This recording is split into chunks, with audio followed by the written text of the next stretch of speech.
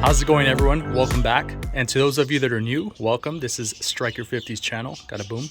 On this video, as promised, we're going to be replacing the rear brake pads as well as the rotors. So for those of you that watched the previous video on the front brake pads and the rotors, I had a squeal that was coming that sounded like a clown horn.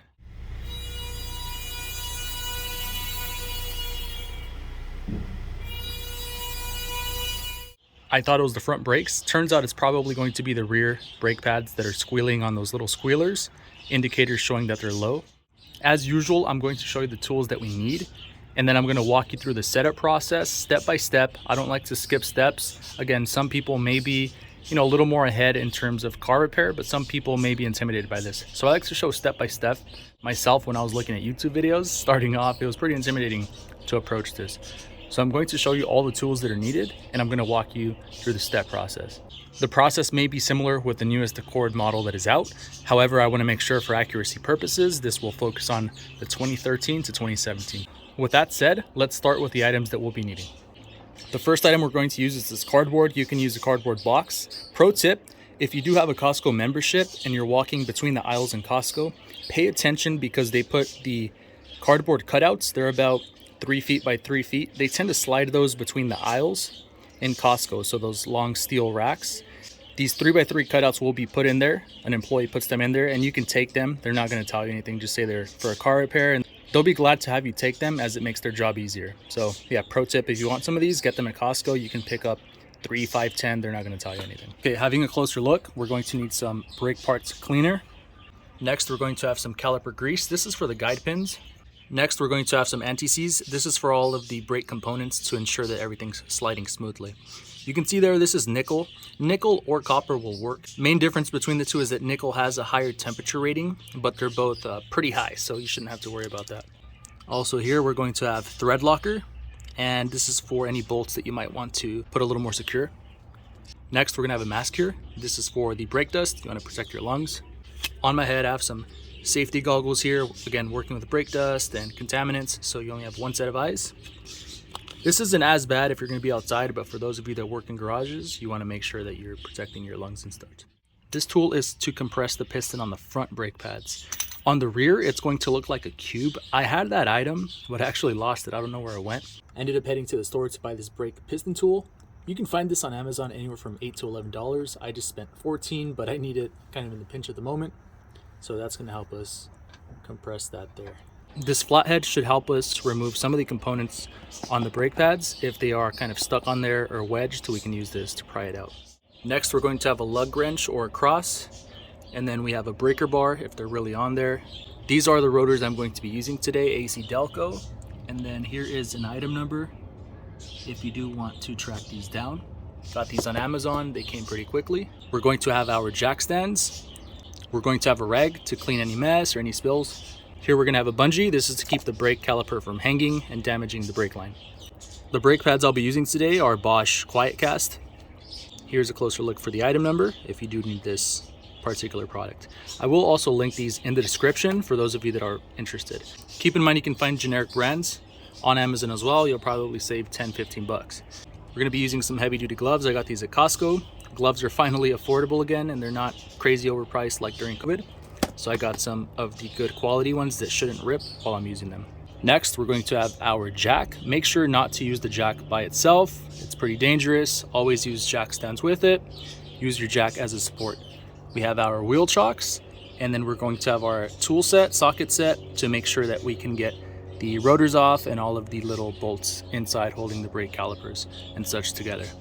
All right, next step, we're gonna jack the car up. We're gonna put the wheel chocks on the front tire, and then we're gonna slide the jack stands on the side, and I'll show you where to jack the car from the rear right now. There are 2 ways to jack the car from the rear, and this is very vague. In the manual, I read that thing front to back. There's no detail in terms of how to jack the vehicle. Getting under the car, we're going to look at 2 points. One is this recovery point tow hook here. It's a loop, which is an awkward design. This tow recovery point is going to be very robust because if this car's stuck in a ditch and it has to be yanked, this has to be resilient enough to handle that pressure. So again, jacking it from here can be done. I'm going to show you a different way, which is the subframe under the vehicle here. So you can see the gas tank there. I'll be putting the jack in the center and raising from there. First things first, safety is a huge deal, so apply the parking brake, but keep in mind the parking brake really only holds the rear wheels. Place the vehicle in park if that's not obvious enough. Another step also is we want to just brake the lugs enough, loose enough on both sides before raising the car so the wheels aren't spinning or anything. We want to place the wheel chock on the front tire on both the front and the rear of the tire so that when we do raise the vehicle, it doesn't slide around or jerk around. So keep in mind the rear lugs are 19 millimeters. And again, when cracking these open, you want to get them just loose enough. You don't need to take them off or anything crazy, just enough so that they're not fully torqued. When we do that, when we raise the vehicle, the wheel's not spinning because we're trying to brake that. And these are 80 foot-pound when you do re-add them. After raising the rear, we are going to put the jack stands on either side and make sure that you put them in the designated jack points. You can spot the jack points. It has this reinforced area here.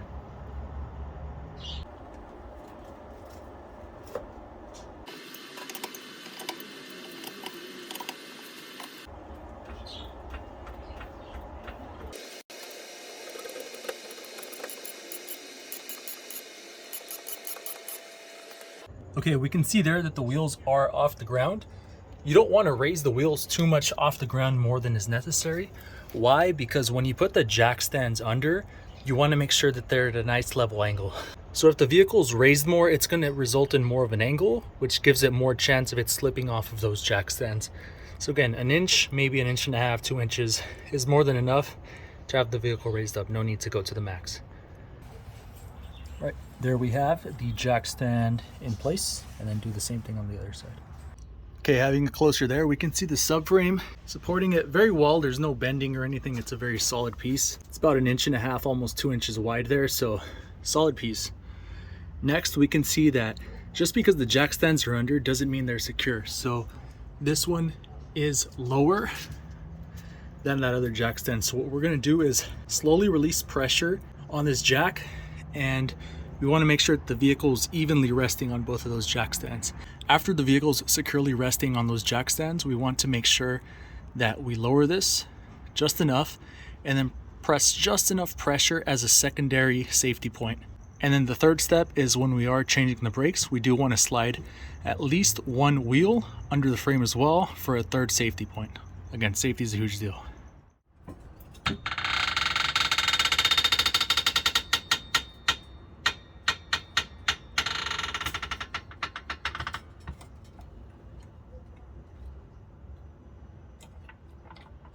All right, and now that it's off of the subframe and we can see that it's resting on the jack stands, I'm gonna raise it just enough and give it 1 or 2 pumps just so that I know that it's securely pressing on there as well.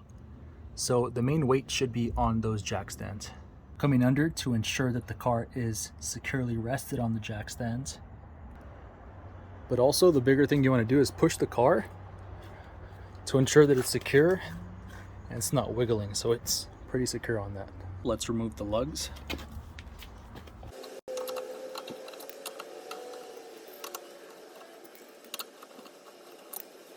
We're going to remove this wheel and then we are going to slide it under the vehicle here.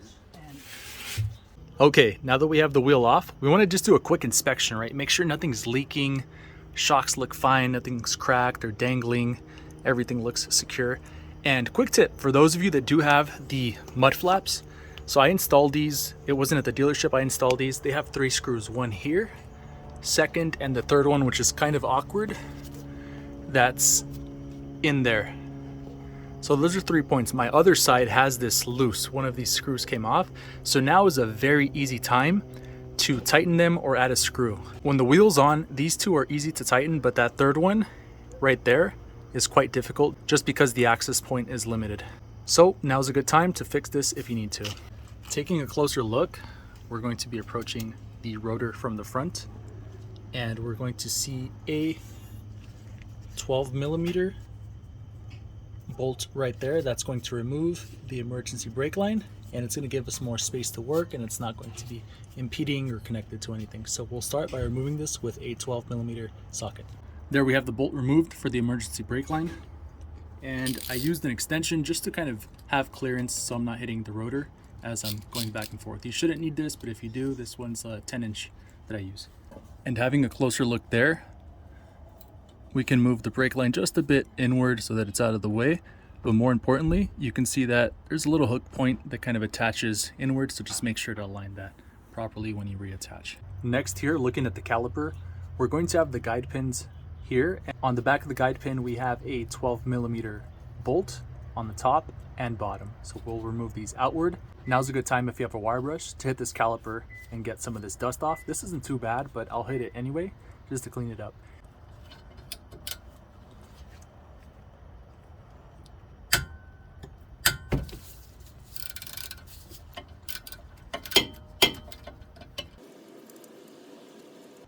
All right, there's the first bolt on the bottom. Just a quick look, I'll hit this quickly with the wire brush to get some of this brake dust off. And then just be careful around the rubber component here of the boot for the guide pin. Next, we're taking off the top bolt. And whoever put this on previously kind of did it a little tighter than it needs to be.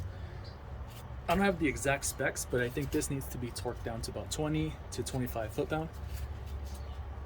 Since it's not the main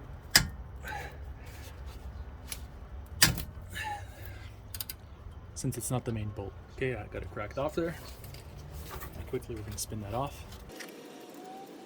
So then just be careful, nothing falls off. It shouldn't, but taking a closer look, this caliper's on here pretty snug, so we're just going to torque it off from both ends. Nice consistent pressure, no need to force this too much. We want to start wiggling that off. Alright, that was on there pretty snug. And then this is the part we're going to be screwing back down to compress this piston so that there's space for the new brake pads. We're going to hit this interior with the wire brush just to clean it up a bit in here. And then be careful with that boot so you don't rip it. This is pretty clean. Again, we're in Southern California, so not too much corrosion or anything of the sort in here. So next we're going to hang it so that the brake line does not get damaged.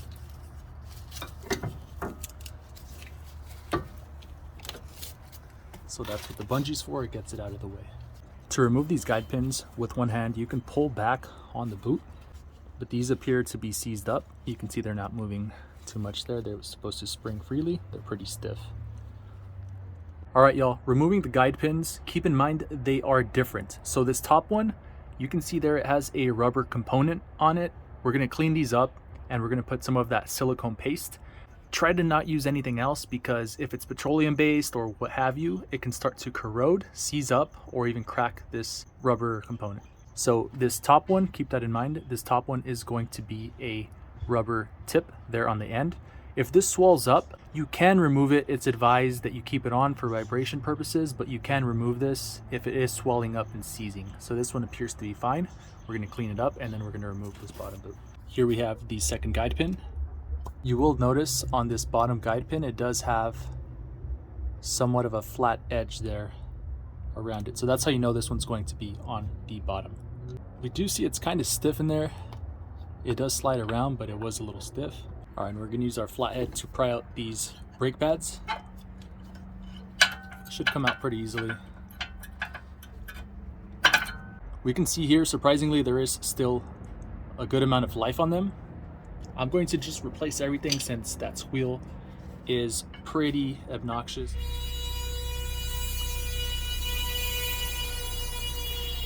So let me remove this internal. Removing the inner brake pad, we have the squealer here, and keep in mind the squealer is facing downward. Next, we're going to remove the hardware.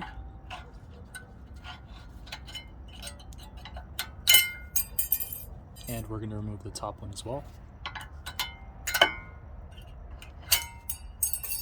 Next, we want to remove the caliper to give us access to take the rotor off.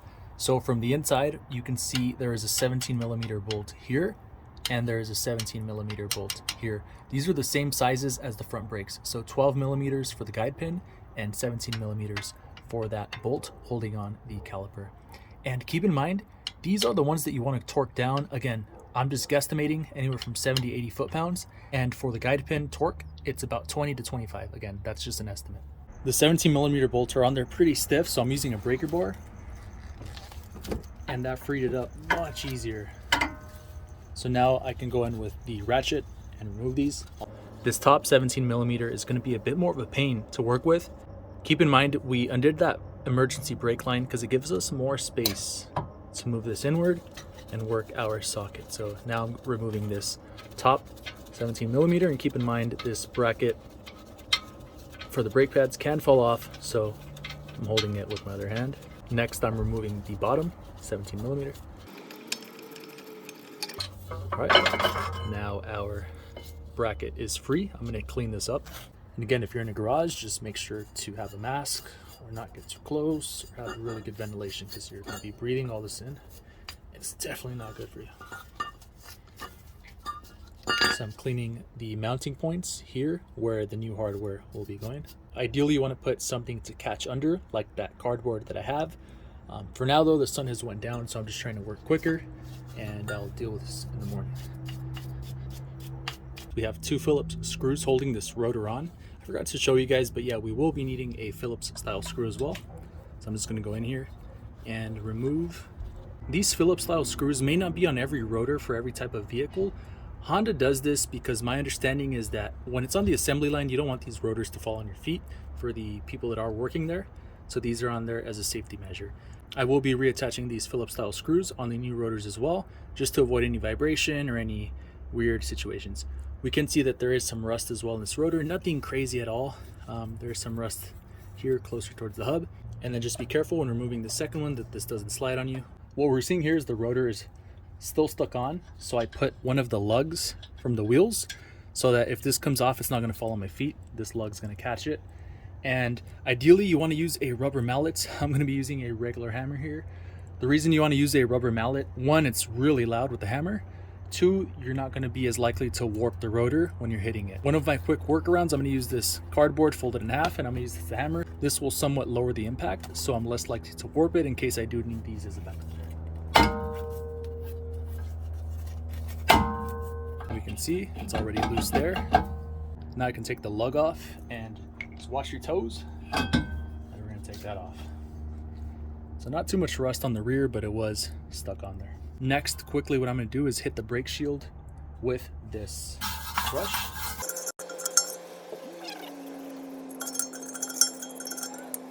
And we want to make sure to clean around the hub here to make sure that we have an even contact surface with the new rotor. And we will also be applying anti-seize so that in the future, the rotor does not get stuck on here, or is much less likely to get stuck on there.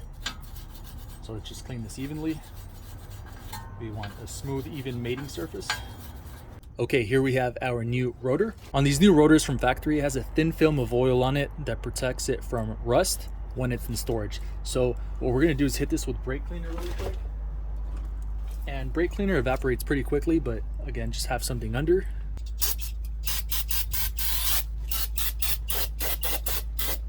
Hit that with brake cleaner on both sides.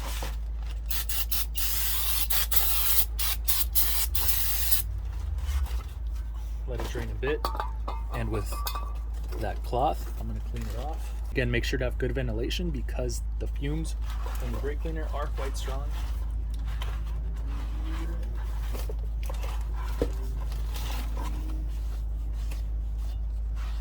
The next thing you want to do is apply some of this anti-seize along the contact surfaces that will be meeting the rotor.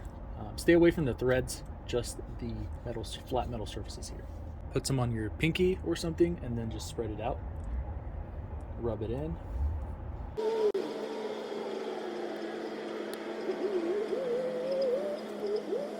I put a decent little layer there, nothing too heavy. And you can see I now have this on my finger. I don't want to touch the new brake pads with this. So what I'm just going to do to keep this glove in working order, I'm just going to clean this off nice and thoroughly there so that I don't need to keep replacing gloves. Noticing here there are a total of 4 openings on this rotor. The Phillips screws on these particular rotors are wider. What I had done is put this Phillips screw in this smaller opening. The result is that the head never fully sat and the rotor was somewhat angled, which meant that it was rubbing. Quickly showing you here, I'm going to rotate the rotor. And we are getting some rubbing. It sounds like it's coming from the brake shield. Here, you can see it's smooth as butter. So make sure if you are reattaching this Phillips screw that it is on the larger hole, not the smaller diameter. The next thing we want to do is align these screw holes with the rotor there. So we see that there's one here and there's one there. So let's try to align it.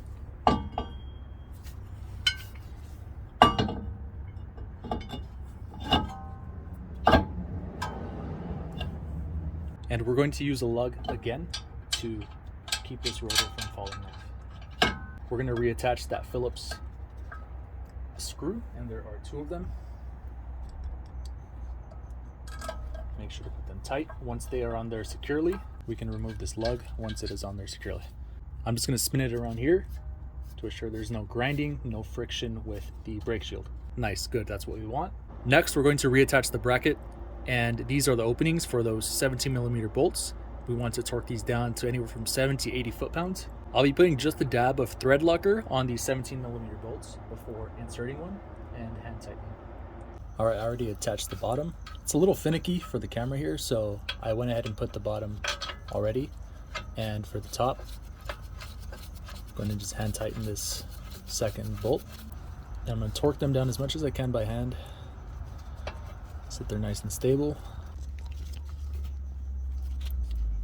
The top 17mm is a pain to attach with the socket because this washer slash bolt here and screw get in the way. So workaround is to use your wrench, and this slides in there much easier.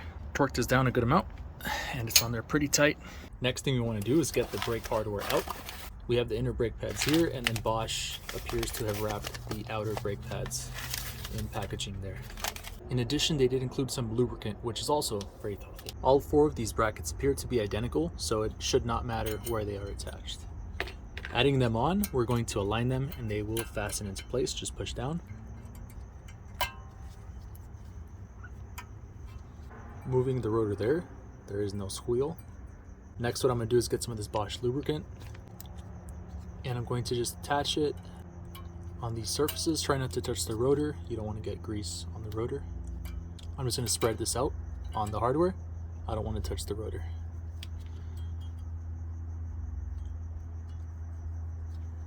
For these little clips, you can see here there are holes on the top and the bottom to attach. And for this rotor on the back rear right of the vehicle, we can see that this is the proper one that slides in.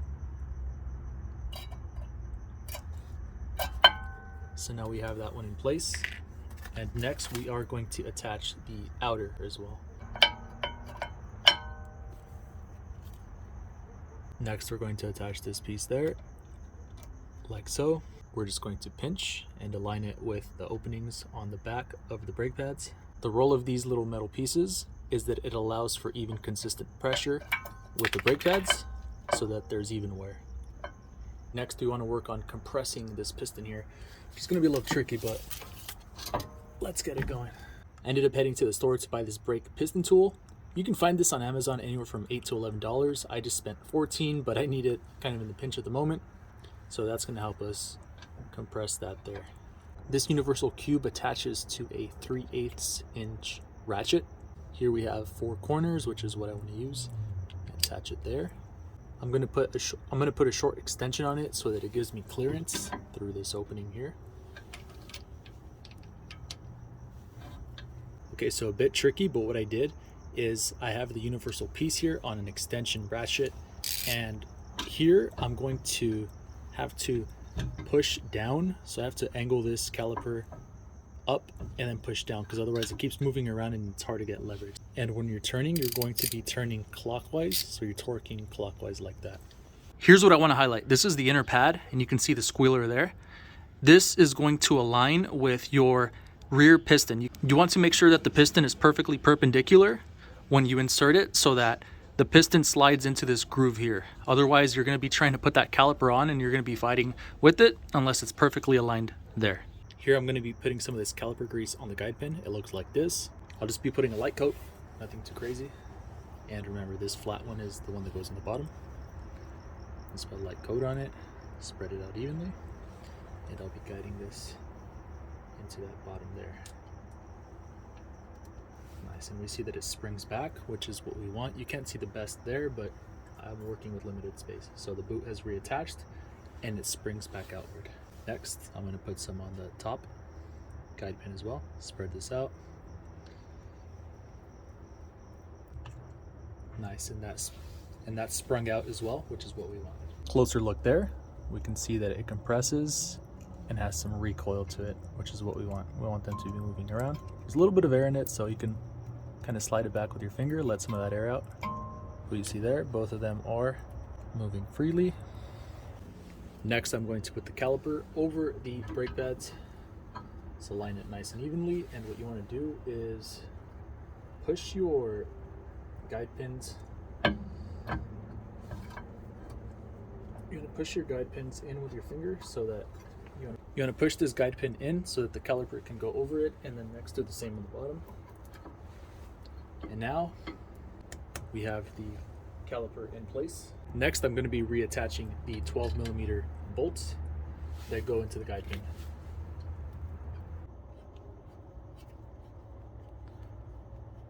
And do the same on the bottom. We can see it's a little out of place, so we just want to align it. And with a bolt, there we go. On the bottom 12mm, it is limited because of the emergency brake, so this 12mm wrench will be a lifesaver. And then I can just use it for the top as well, even though the socket does fit up here. And again, this you don't want to over torque.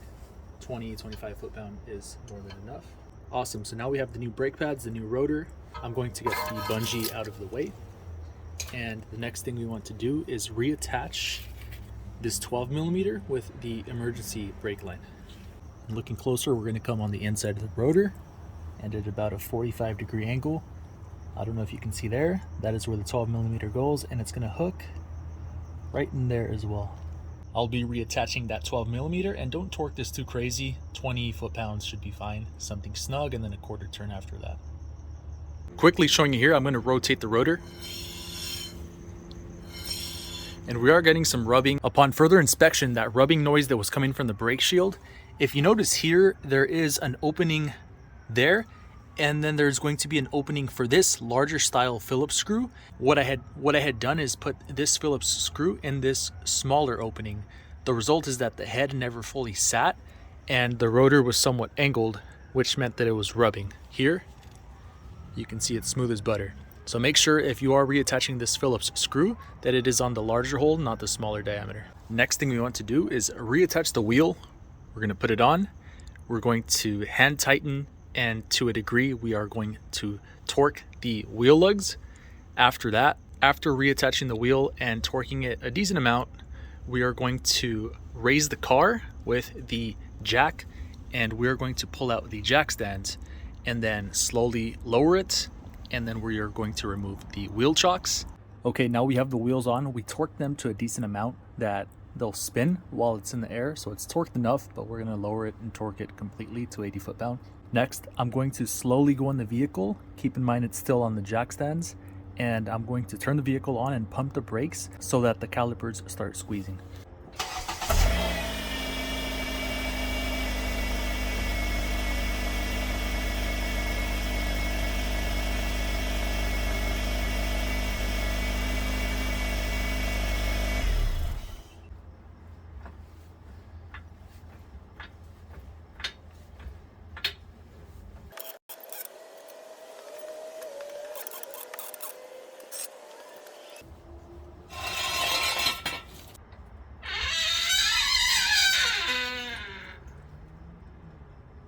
Take a look at these rotors. They were exposed to rain just for one day. Rust is very typical on rotors, so if you see rust, don't worry about it. What happens is as you go braking, it's going to rub that off. So if your car's in the rain or water and you see rust, it doesn't mean that your rotors are bad. It just means they're exposed to oxidation, and this is going to occur on a frequent basis. That's why if you're in an area with frequent snow and salt, these are probably going to corrode a bit more aggressively, and that's how they get stuck at the hub.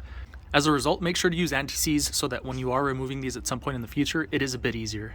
But again, rust is very normal, so don't freak out if you see rust after you just replaced your new rotors. Showing you quickly here, I have one set of the brake pads. This is the outer one. You can see the life is still very good on this, but I was getting some squeals, so I just wanted to get rid of it because it's pretty embarrassing. So these pads might have been fine. It was just the hardware that clips on that I might have needed. Here's what I want to highlight. This is the inner pad, and you can see the squealer there. This is going to align with your rear piston. You want to make sure that the piston is perfectly perpendicular when you insert it so that the piston slides into this groove here. Otherwise, you're going to be trying to put that caliper on and you're going to be fighting with it unless it's perfectly aligned there. Next, if you're trying to figure out where the brake pads go, you're going to see that this one without the squealer is going on the outside on both sides. So this goes on the outside. You're going to notice here it has that slight curvature. So I know that this goes on the right side of the vehicle, because if it was on the other side of the vehicle, it would kind of go against the circular shape of that rotor. Great news. So when I thought the squeal came from the front and it didn't in my first video, we got it fixed with the rear brakes. So seeing as I reverse now,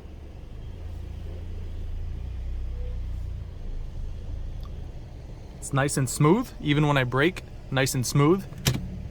And so that noise was coming from the rear brake pads. One of the issues it could have been is that when you see those two brake pads put together, you're gonna have those two pins that go on the top and the bottom, those two little metal clips.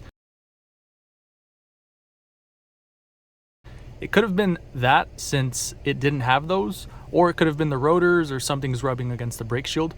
It very well could have been those two pins that go on the brake pads. With that said, you should have all the information necessary to change your front and rear brake pads. The rear piston to compress is going to be a bit more tricky, I'm not going to lie. If you do have a secondary person that can assist you, that will be tremendously helpful. Reason being is that if you notice that rear caliper, the piston, when you're compressing it, that caliper is kind of just hanging, so you have nothing to push it against. So you have to hold it with one hand, and then the other two hands you have to torque it.